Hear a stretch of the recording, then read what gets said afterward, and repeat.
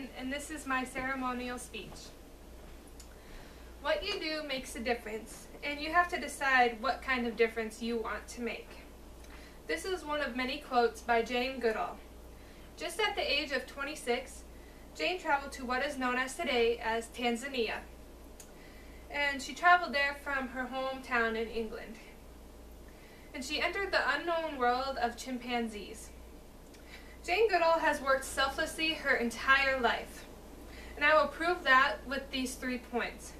First, Jane Goodall began work in Jambi. Second, her early work included traveling to Africa. And third, Jane's work today still revolves around endangered species. From the beginning, Jane Goodall has had an interest in learning about primates. Jane Goodall's early work included traveling to Africa. In a biography of Jane Goodall on the official website of Life Science, Jane Goodall traveled to Africa to meet a family friend. And she met a famous person while she was there by the name of Louis Leakey, and he was a paleontologist. He hired her first as a secretary for a dig at Old Via Gorge. Then he had her return to her hometown in England and to prepare to study primates. Jane was to study their anatomy and their behavior. In an overview of Jane Goodall from the official National Geographic website, when Jane set foot on Jambi Stream Game Reserve for the first time, all she had with her was a tent, a few tin plates, 1 cup, and 1 pair of binoculars. She also had 1 companion, only at the insistence of a few people who cared about her safety. To review my first main point, Jane Goodall's early work included traveling to Africa. Going to Tanzania has led Jane Goodall to study at Jambi Stream National Park. Jane Goodall began work in Jambi.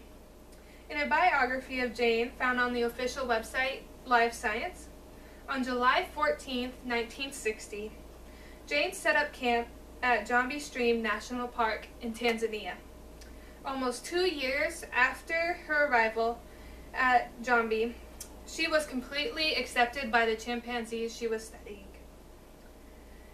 The method she was using to study these animals was only observation. She would imitate the chimps and take notes in her journals. One of her first discoveries was that the chimps were omnivores instead of vegetarians like many people had believed. She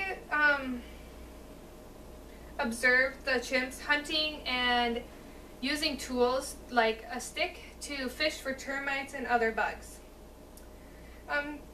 She discovered many things that many people didn't know before. To review my second main point, Jane Goodall began work in Jambi. All of her work in Jambi has led to her work today that helps endangered species. My third main point, Jane Goodall's work today revolves around endangered species.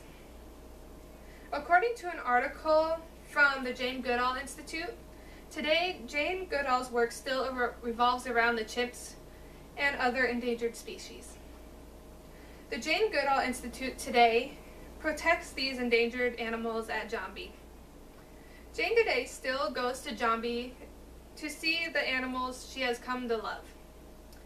The same article from the Jane Goodall Institute informs that Jane travels the world today talking with students and other government officials about the work she has done in Jambi. She spends her days determined to save the chimps and empower people to do the same. As I've stated, Jane Goodall's work today revolves around endangered species. With all of her work with the chimps and her continued work today, had made Jane Goodall a great role model. In conclusion, what you do makes a difference, and you have to decide what kind of difference you want to make. I repeat this quote by Jane Goodall. She chose to make a difference in the lives of not only the chimps, but other people to help her cause. She spent days in Africa to study these animals, and she has discovered many things about them that a lot of people didn't know, like eating meat and using tools like sticks to find their food.